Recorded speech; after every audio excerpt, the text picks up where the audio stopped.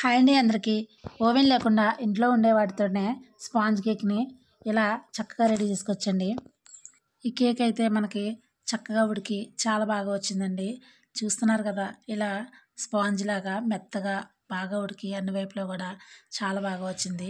ఇప్పుడు ఈ కేక్‌ని ఎలా తయారు చేసుకోవాలో నేను చూపిస్తాను. ముందుగా ఒక గిన్నె తీసుకొని అందులో కప్పు వరకు మైదా వేసేసుకొని ఇలా జల్లించుకోవాలండి. ఇప్పుడు ఈ మైదా పూర్తిగా జల్లించేసుకున్న తర్వాత ఇందులోనే ఒక కప్పు వరకు పంచదారను కూడా తీసుకోవాలి. ఇప్పుడు ఈ కప్పు పంచదారని తీసుకుని మిక్సీలో వేసేసుకుని పొడిలాగా చేసుకోవాలి. ఈ కప్పు పంచదారకి మనకి కప్పున్నర పొడి అయితే వస్తుందండి. ఇప్పుడు ఈ కప్పున్నర పంచదారని కూడా మనం ఇలా జల్లించేసుకోవాలి. అంటే ఇందులో ఏమైనా పలుకులు గట్రా ఉంటే వచ్చేస్తాయని చెప్పి ఇలా జల్లించుకోవాలి. ఈ పంచదార పొడిని కూడా జల్లించేసుకున్న తర్వాత ఇందులో కొద్దిగా బేకింగ్ పౌడరు, తర్వాత కొద్దిగా సాల్ట్ కూడా వేసేసుకుని పిండిని ఇలా పూర్తిగా కలిపేసుకుని ఈ పిండిని పక్కన పెట్టేసుకోవాలి. ఇప్పుడు ఇంకో గిన్నెని తీసుకుని ఇందులో 2 గుడ్ల వరకు పగలగొట్టుకోవాలి. ఇప్పుడు ఇలా గుడ్లు వేసేసుకున్న తర్వాత ఇందులో కొద్దిగా ఒక పావు కప్పు వరకు నెయ్యిని కూడా వేసుకోవాలి. నేనైతే నెయ్యిని వేస్తున్నానండి. నెయ్యి ఫ్లేవర్ నచ్చలేదు అనుకుంటే మీరు నూనె కూడా వేసుకోవచ్చు. తర్వాత కొద్దిగా కాచి చల్లార్చిన పాలను కూడా వేసుకుంటున్నాను. ఇప్పుడు ఒక విస్కర్ తీసుకుని ఇలా పూర్తిగా మొత్తం అంతా కలిసేలాగా మనం ఒకే డైరెక్షన్లో ఇలా కలుపుకోవాలి. చూస్తున్నారు కదా! నేను ఓన్లీ ఇంట్లో ఉండే వాటితోనే ఈ కేక్‌ని అయితే ప్రిపేర్ చేస్తున్నానండి. నేను ఎన్నిలో ఎసెన్స్ కూడా అలాంటివి ఏమీ వేయలేదు. మీకు ఇంట్లో ఉంటే కనుక వేసుకోవచ్చు.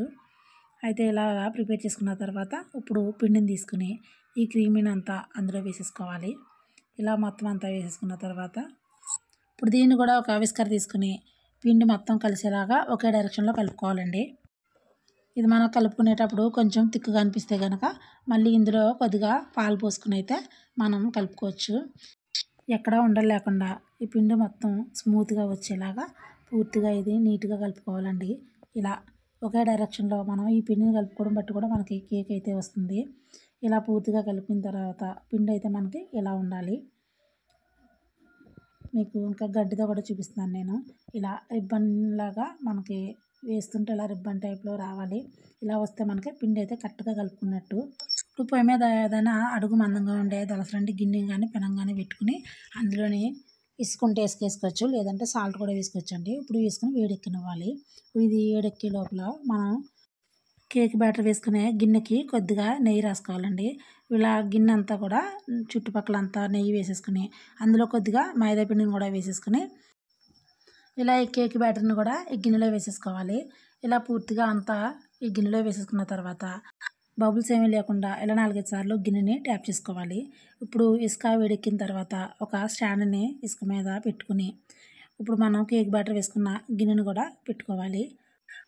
ఇప్పుడు ఒక మూతను కూడా ఇలా వేసేసుకోవాలి. ఇప్పుడు ఇది మూత పెట్టేసుకున్న తర్వాత మంటని మిడిల్ ఫ్లేమ్లో పెట్టుకుని ఈ కేక్ని ఉడికించుకోవాలి. చూస్తున్నారు కదా! కేక్ అయితే రెడీ అయిపోయిందండి. ఇప్పుడు ఇది ఉడికిందో లేదో అని తెలుసుకోవడానికి ఒక టూత్ పిక్ తీసుకొని ఇలా దీనికి ఏమీ అంటుకోకుండా ఉంటే మన కేక్ రెడీ అయిపోయినట్టే. ఇప్పుడు ఈ గిన్నె నుంచి కేక్ని సెపరేట్ చేసుకోవాలి. ఇలా మనం ఒక చాకు తీసుకుని ఇలా చుట్టూ వైపులా ఒక్కసారి ఇలా అనేసి కేక్ని మనం ఒక ప్లేట్లో వేసేసుకుంటే అంతేనండి. చాలా ఈజీగా మనకి ఇంట్లో ఉండే వాటితోనే ఎగ్ స్పాంజ్ కేక్ అయితే రెడీ అయిపోతుంది. ఇది పిల్లలు కూడా చాలా ఇష్టంగా తింటారండి. కేకు అన్ని వైపులా చాలా చక్కగా ఉడికిందండి. స్పాంజ్ లాగా మెత్తగా చాలా చాలా బాగా వచ్చింది కేకు.